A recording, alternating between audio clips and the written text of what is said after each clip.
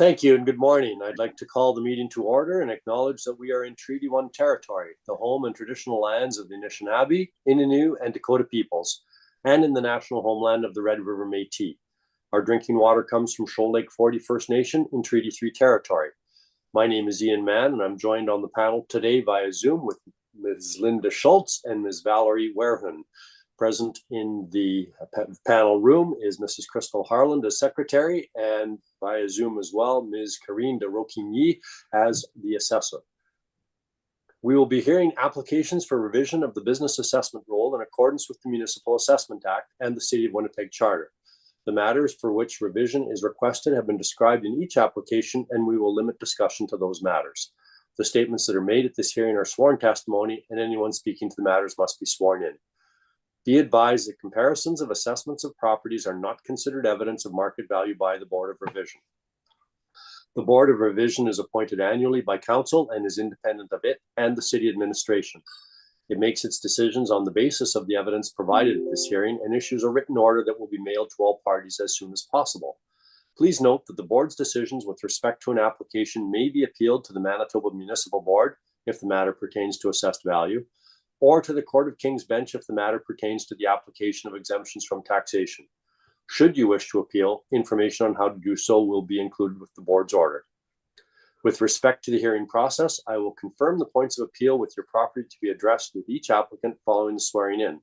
We will then have the assessor's testimony followed by questions that the applicant may have, and then the applicant's testimony followed by questions. Each side will have an opportunity to summarize if they wish. Once all of the evidence about an application has been brought forward, the applicant may leave.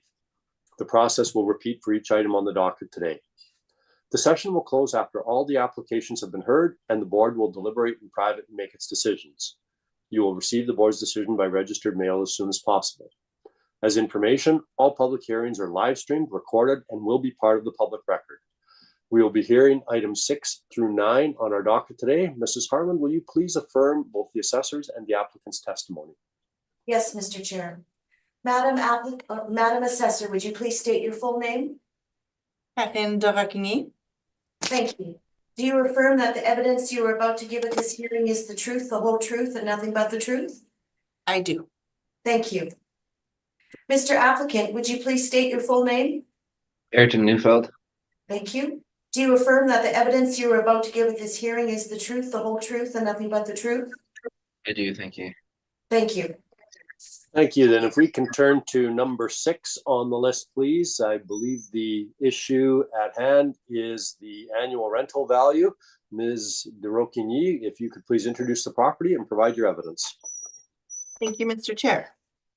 This is for file number 24-5165 for the addresses of 115 Lowson Crescent, business assessment ID of 53536. For the owner of Wallace & Wallace Fences Limited. The roll year is 2025 with the April 1, 2023 market value. The total annual rental value is $532,680 for the premise area of 48,808 square feet. The base ARV is $417,308 with a base ARV of $8.55 per square foot. All of the area has the occupancy costs, except for AC, only the 3240 square feet has the AC. With the total occupancy cost of $115,377, totals up to our final total annual rental value of $532,680. This is owner occupied. We provided some rent comparables at the bottom with a range of lease start date of 2014 to 2022. Lease term range 5 years to 11 years. Range of 42,781 square feet to 61,400 square feet. And a range of reported rent of $7.25 per square foot to $10.14 per square foot. On the other page, we provided a map showing that it is just off of Kenniston Boulevard, as well as a aerial view. And that is the end of my presentation. Thank you. Thank you. Mr. Neufeld, questions?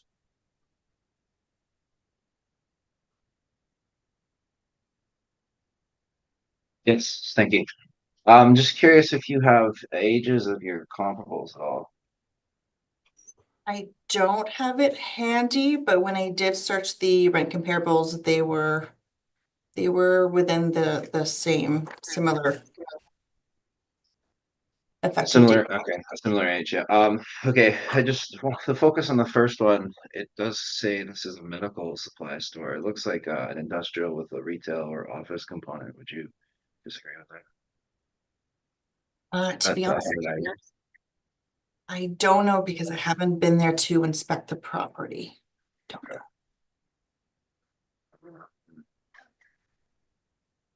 that limits it a bit. Would you agree the older industrial properties tend to rent less than the newer ones? I think simplify that a bit. Yeah, it's fair. Okay, thank you. Those are my questions. Thank you.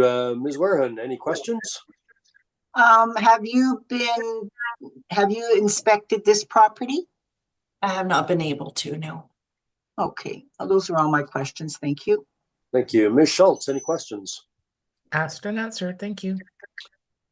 Thank you. Ms. Derocigny, I just have a question. You indicated this is just east of Kenaston as per the map. Your comparables geographically, is the one at 15 Skirfield the closest geographically to this premises or this subject property? That's a good question. I would believe so. Okay. The other question I have is in relation to the land plan area. From the overhead picture, it looks as though there are some outbuildings on this. First of all, the premise that's being the subject of the annual rental value, is it just the one with the red pin in it, or does it encompass all of the what it looks like outbuildings? Is a good question. Let me see if I can find out. Ms. Ayrton has an answer to that. I'm gonna take a quick peek. If you don't know, that's fine. I'll Okay. ask Mr. Neufeld as well. And the last question I have is with respect to the land plan ratios on the rent comparables. Is the land plan ratio for those comparables similar to that of the subject property? Or do you have that information? Unfortunately, I don't have that information. I just went by the square footage. Okay, thank you very much. That completes my questions. Mr. Neufeld, your evidence, please. Thank you. I am looking through these comps. I do want to just mainly because you focus on 15 Skirfield. From what I can see online, this is more flex office. There are real estate agents inside. I don't think this would be comparable whatsoever. I think the concept that it being in the same area is somewhat relevant, but this property itself wouldn't really be a cross-dock facility, which is what the subject is. And as well, those buildings in the back are fabric tents, not temporary shelters. They wouldn't be part of what is the area that is being assessed today. Okay, thank you. Thank you. But the property it was built in 1981. And I think one of the issues with this area is people think because it's Kenaston that it's great. And it is for a lot of assets, but for industrial, this is an awful place to be. It's hard to get trucks in and out. It's very undesirable. A lot of these businesses have been here for this one a long time. This is just, it was built before Lynn Woods actually went in. It was built much before the IKEA went in. And back then it worked great as an outskirts industrial, but now the area is kind of being built up around it. It's likely being kind of slowly built out. And I think over time you'll see these kind of convert to different uses. And for industrial, you got a lot of large, somewhat noxious uses. So it's a hard sell right away, but it's not an ideal place to be if you're moving trucks in and out. I do want to focus on the quality of it. This, through my pictures, can see through page 4 to 9. It's a cross dock facility. Masonry block. You can see a bit of shifting through it. It's a 1981 building, and I think that's the main focus. And it's not something that is improving with the rest of the market, as we tend to agree. Industrial is becoming hot, but it became hot, which is slowing down now. It's actually having a market correction. Warehousing space is what people are looking for, and it's generally high ceiling, newer warehousing space. Now, when that is getting built, the older sites kind of get left behind. They don't increase with the market like the new ones are bringing it up. So if the for sake of argument, the industrial market goes up 10%, this doesn't. This stays as a sort of slow increase, like you would see more typically, regardless of what's happening with newer, higher quality space. We put 620 on it, and I think that makes a lot of sense for this site. It does line up somewhat with the previous years. I was looking for my rent. I think the St. James site, my 20th rent there is suitable, a little older. 1245 border is a good one. That one is not as high ceiling, so I think that's the difference between the dollar on foot there. 1245 border is I would argue a better area for this use, but it is not quite as good of a property, and 620 I think is makes up for the difference there. Not a whole lot more to say to it. I think the realty hearing didn't change it. This was appealed, but this, I think, my assumption there was the misconception that all industrial properties have increased substantially, when really the market has increased, but it doesn't increase all of these older properties either. My request is 417,990. Thank you. Thank you. Ms. de Rocquigny, have you any questions? No, I don't. Thank you. Thank you. Ms. Schultz, questions? Just one. If I look at your rent comparables on number 21 at 110 Lawson, is that a very similar property? It looks like it's a neighbor property. Similar square feet, similar rent. I'll quickly look at it to refresh.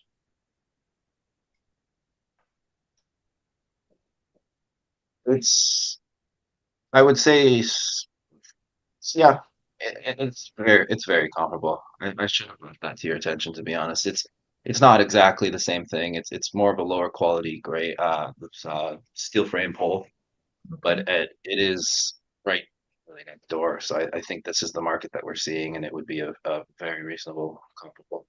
But you're saying it's a lower quality than what are It's lower quality construction, but I mean, it looks to be in better shape. So okay. I haven't been in 110 myself. Okay. I have been in the subject, but from what I'm looking at, 110 is No further questions. I mean, being next door, I think is the main Yeah. reason why it would be comparable. Yeah. Okay. Thank you. No further questions. Thank you. Ms. Warren, questions? I have none, thank you. Mr. Neufeld, just following up a little bit on Ms. Schultz's question at number 21, that's the street address 110 Lawson. The occupancy date, or is that the lease start date, January 1st, 2013? Yeah, and you know that I think the reason I didn't rely directly on it, because it does appear to be expired. We don't have the update. That was going to be my question. So that's 60 refers to 60 months or 5 years? Yes, so that would be to have been expired in 2018, which is the main reason I didn't focus on it. Okay. When we go through these, a lot of them they're still older but somewhat relevant, but we don't always take them out. Some of these definitely would be great if we could update, but we don't always have the information.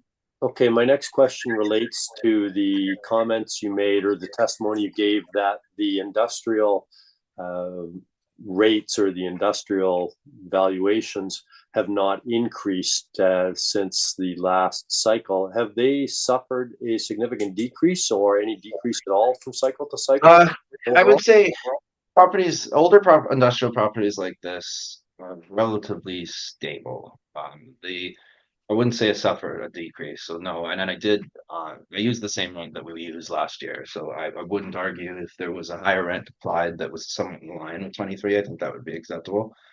The main thing that I'm mentioning is industrial as a whole got better due to new builds. Warehousing was strong in that time, but older properties didn't necessarily see that benefit because everyone kind of turned to these newer, higher quality properties that were more desirable for them.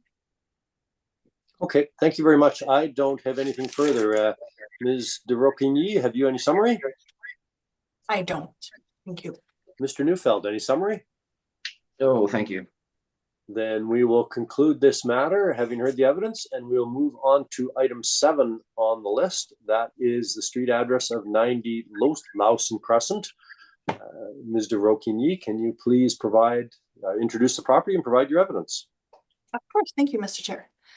This is file number 24-5164, the address of 90 Lowson Crescent with the business assessment ID of 1487. The owner is Wallace and Wallace Fences Limited. For the roll year of 2025 with the April 1, 2023 market value. We have a total annual rental value of $180,120 with a total area of 13,800 square feet. It has 3 areas. The first has 9,000 square feet with a base area of 89,280 with $9.92 per square foot. This whole area has all of the occupancy costs except for the AC. It has no AC in this area, providing a total occupancy cost of $21,060. The second area consists of 2,200 square feet with a base ARV of 26,202 with $11.91 per square foot. This area has all the occupancy costs, providing a total occupancy cost of $5,940. And our third area consists of 2,600 square feet, the base ARV of 30,576 with $11.76 per square foot. And all this area has all of the occupancy costs, totaling $7,020. With the 3 areas, total the 13,800 square feet, provide our final total annual rental value of $180,120. This is not owner occupied. There is subject lease information below. Unfortunately, not providing a reported rent per square foot. We did provide some rent comparables with a range of 2015 to 2021 lease start date and lease term range of 3 years to 9 years.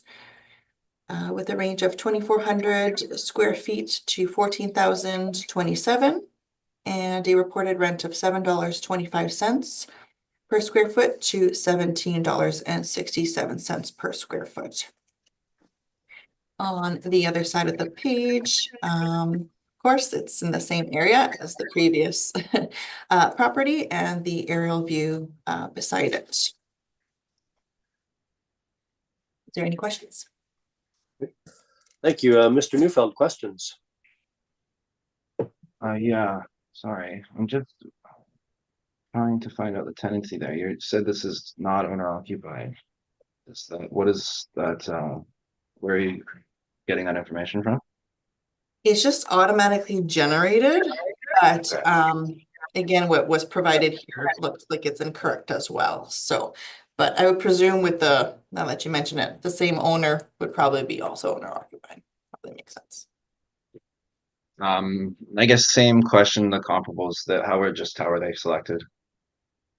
I selected based on similarities of the square footage and with the 3 different areas, try to choose some similar breakdown of the areas. Similar. Oh, I see. So you've got some smaller ones there. Are those office areas or are those industrial? I believe they're all the similar type of storage warehouse. Okay. So there is a large, or not large, but the front portion of this would be 2-story office. Is that correct. That's a good question. I don't know. Unfortunately, I did not inspect. And I guess because it's in there, 110 Lawson, we report, it's a different reported area. 13,000, I was at 48 or so. Would this be one of the tenancies in there? Do you know? So I would imagine it's the whole building. Sorry, what was your question? Sorry, your first comparable there was 110 Lawson, Yeah. which is what we were discussing earlier. That would be a portion of the building, correct? Correct, yeah, because beside there it has a B, so it would be a, Okay, yeah, unit apartment. number, yeah, makes Yeah. sense. Okay, thank you. Those are my questions. Thank you. Ms. Schultz, questions? No questions at this time, thank you. Ms. Wareham, questions? Yeah, I'm just looking at the overall ARV at 1305 and then looking at your comparables. I'm just wondering how you came up to that figure. Sorry, you're 13,800 square feet? Or the? No, Sorry, the dollar per square footage. oh, that is automatically generated. We don't really go by that, unfortunately. So they are individual per square feet. The overall, let me see if I can. So it's all model driven then. The way it's calculated, yeah. But the rent themselves, their market rent, Mhm. that overall ARV is automatically generated. Okay, thank you. No further questions. Again, the same questions I had with respect to the last property. There's and the comps. Is there a land to plan valuation or similarity between these and the comps that you have presented? Fortunately, no, I didn't get a chance to look at that. Okay. Yeah, just the square footage I was aiming for. Okay, thank you. I don't have anything further. Mr. Neufeld, your evidence, please. Thank you. The subject is a shop with an office in the front portion. There's a two-story office that the city's got 1191 and 1176, and that, from what I can tell, is an upper and a second for a main floor. Typically, offices don't rent separately, first off. They also, if they do rent separately, you're going to be seeing the second floor renting a fair bit lower. For that reason, I think just comparing that fact alone, the $10 makes a little more sense overall. That would be something like a 12 and an 8 kind of thing if you break it down or within that range. The shop itself is it's not nothing to not the highest quality, just a regular kind of basic built shop, 1999. Comparables are like I said, they're a bit scattered. I was trying to figure out which one I found the best for this, but I think it's mostly just an overall based on them all, as we did pick higher at $8 than most of them. Higher than most of them at $8. This is it's a small shop, and oh, sorry, I did bring the smaller ones.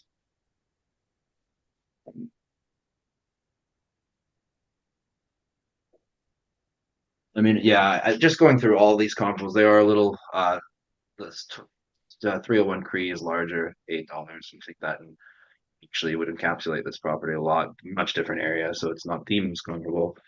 1041 Aaron, it's $6, smaller shop. It's not in the area, but again, industrial areas kind of they can be compared from each other, and it was really arguably the Aaron would be a bit better of an area as there is this larger industrial portion there. That there are comparables in the office style that I wish I had brought, and I am realizing now I don't have them in here. But we did do this for the realty. I noticed that the area of Broken Dawn was a bit wrong. It's good. We got an 1160 office when it's mostly a shop and bigger office. That's on page 4, so that was done wrong for the realty hearing. but all in all, I mean, this $8 rent, I think it's very suitable. And then the $10 for the office being a main and a second floor is, it might even be a touch high for this, as you're not really renting these separately, but the assessment department does like to kind of separate it out. As you see, they have 3 bids, so we tried to simplify it that way. We do it similarly. Yeah, and that was my request, 154,020. Thank you. Thank you. Ms. de Rocquigny, have you any questions? I do not, thank you. Ms. Warehun, have you any questions? I do not, thank you. Ms. Schultz? No questions, thank you. I have the same question with respect to this property as I did with respect to the other, and that is the industrial tendencies between this cycle and the last. They've remained relatively stable. Yeah, I think almost 2-3% is what we're seeing for this kind of thing. Not the high increases that the industrial as a whole has seen, because these are not the flex warehouses that the market is seeking. Okay, thank you. That's my only question. Ms. de Rocquigny, have you any summary? I do not, thank you. Mr. Neufeld, any summary? No, thank you. Then, having heard the evidence, we will conclude this matter and move on to number 8 on the list. That is 75 Ames. The issue appears to be one of the annual rental value. I would note as well that we do not have an applicant's brief here. So, Yeah, that is correct. We'll just be requesting confirmation for this property. Thank you. Okay, thank you. In that case, Ms. de Rocquigny, can you please introduce the property and provide the overall annual rental value for our consideration? Of course. File number 24-5158 for the address of 75 Ames Road, business assessment ID 5854. The owner is Wasdax Industries Limited, with a total annual rental value of $297,780, with a total area of 25,640 square feet. It is owner occupied for the roll year of 2025, with the April 1, 2023 market value. Is that acceptable, or should I? Yes, that's fine. Thank you. If that's your evidence, Mr. Neufeld, have you any questions? No, thank you. Okay, thank you. And given the confirmation, Ms. Warehun, questions? None, thank you. Ms. Schultz? Any questions? You're No muted. questions, thank you. My mouse was lost. Thank you. And I have no questions. Given the confirmation, is there any need for a summary, Ms. de Rocquigny? Do not. Mr. Neufeld? No, thank you. Then we will conclude this matter and proceed to the last matter on the list. That is the street address of 727 Mission, I believe.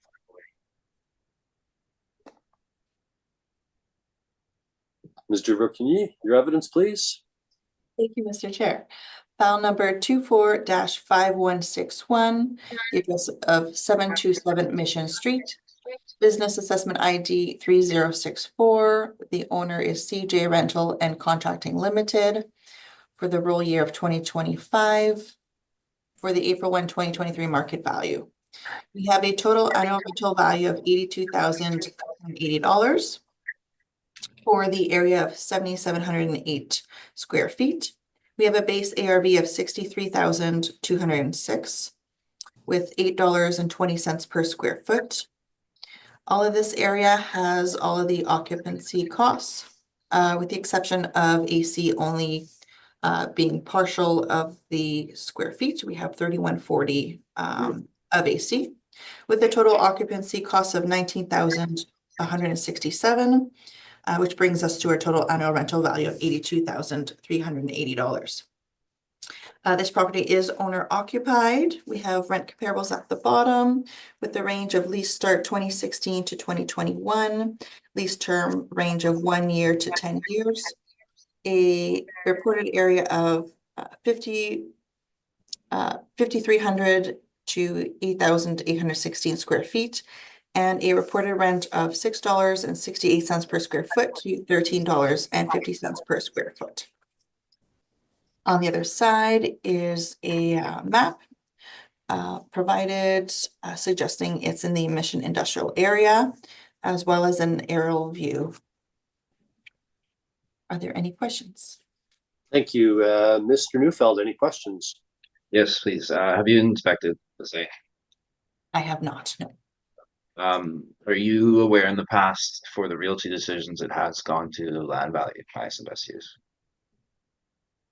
No, I have not. You're not aware, okay. Let me just think. Sorry, those are my questions. Thank you. Thank you. Ms. Wareham, any questions? Mine were just answered, thank you. Ms. Schultz, any questions? No questions, thank you. My question, Ms. de Rocquigny, is the realty decision that was made earlier with respect to this property, was that taken into account in factoring the rent, or is this simply a repeat of the rent that was presented at the realty hearing? It is, I believe, a repeat of the rent. Okay, thank you very much. I don't have anything further. Mr. Neufeld, your evidence, please. Thank you. This site is a bit confusing. 2023, it went to land value. 2025, it was given us a nominal Y and it's additional land. In 2023, we had an actual huge issue because a business tax still requires a hypothetical value on the site that is existing, regardless of if the realty is decided as land value. So we actually had a bit of a trouble deciphering how this should go for 23, because we do still need a business assessment. It's being used as a business. In 2025, they didn't quite go to land value, but what they did is create this value, as you can see in page 5, which is a 40,000 NOI. We disagreed with it, as we do feel it should be land value. The highest and best use of this property is land. It's a low quality building on a large portion of land. I think M3 is used mostly for outside storage, but that is really the value of the site, is being able to use it outside, using the very unrestricted storage. You can use it as a scrapyard, any sort of M3. And M3 is more of a noxious use, and sorry, it's M2. But the site itself is used as for the outside storage, and that is the value in it. So the building itself, we deemed as highest and best use would be without it, as it is small and low quality. That is the reason for the appeal. But in that decision, like I said, it kind of creates the hypothetical value for business tax that we were looking for.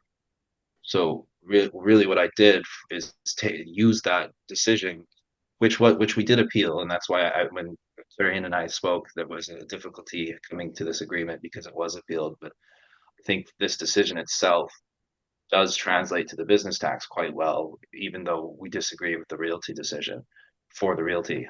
So what it did is a $40,000 NOI, and that's shown on my page 5. And if you go to my page 2, it's a backwards calculation of that. So if you apply city parameters completely, and then the cap of 7.5, which is mentioned, 40,051. It seems to be rounded a little differently, and I couldn't get it perfect, but it was $1,000 away from the actual assessment with that land value. So that backwards calculation is shown at page 2, and it would seem that the board decided a $5.65 rent on this site. And I think, although we disagreed with the decision, it makes a lot of sense for the hypothetical business tax value, and that was what we are requesting today. And that works out to be $62,720 with same occupancy costs that the city's got. Thank you. Thank you, Mr. Neufeld. Ms. de Rocquigny, have you any questions? Possibly one in regards to the highest and best use.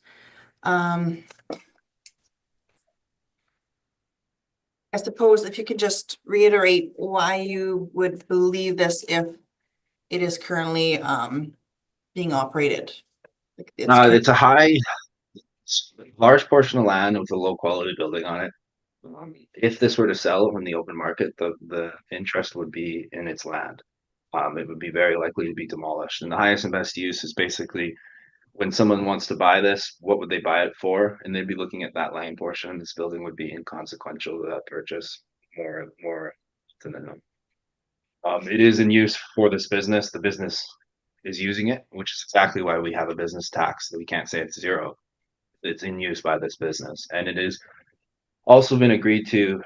The board did agree with that argument in 2023, and I remember we had this business assessment for 23. I think it was Mr. Lobenstein. I could be wrong, but we didn't have any disagreement on that fact. It was, the board went to land, that makes sense, but we still need a business tax assessment because it is part of the charter, and it is the right of the city to charge a business tax for the business in use, regardless of how the property is valued. Thank you very much. Those are all my questions. Thank you. Ms. Warehun, any questions? Mine have been answered, thank you. Ms. Schultz, any questions? No questions, thank you. And I don't think I have any questions on this. Ms. Jirokini, any summary?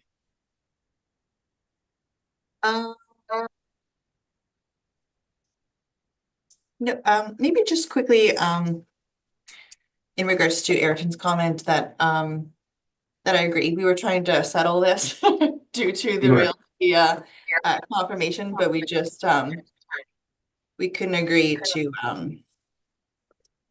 a compromise due to different assessment of the property. That is all. Thank you. Okay, thank you. Mr. Neufeld, any questions? Yeah, and I'll touch on that. Obviously, most of the time, if this were happening with other situations, I'd be kind of annoyed we weren't working this through. But I think the assessor has a very good reason. This is just a confusing way that this was dealt with. I had thought that we could work this out, and I thought it made a lot of sense. But when it came down to it, it was just we appealed this. So that's generally their feeling is they don't want to agree on a business tax when there's an appeal. But I think the board made a decision that although we disagreed with, it makes sense for business tax. And if it was followed through that exact decision, we would not have an appeal on this business tax, or at least we could settle that. And then I completely understand why that can be a bit difficult for the city to kind of rectify. And that's why we're here at a hearing. And I think that makes it is what it is. Thank you.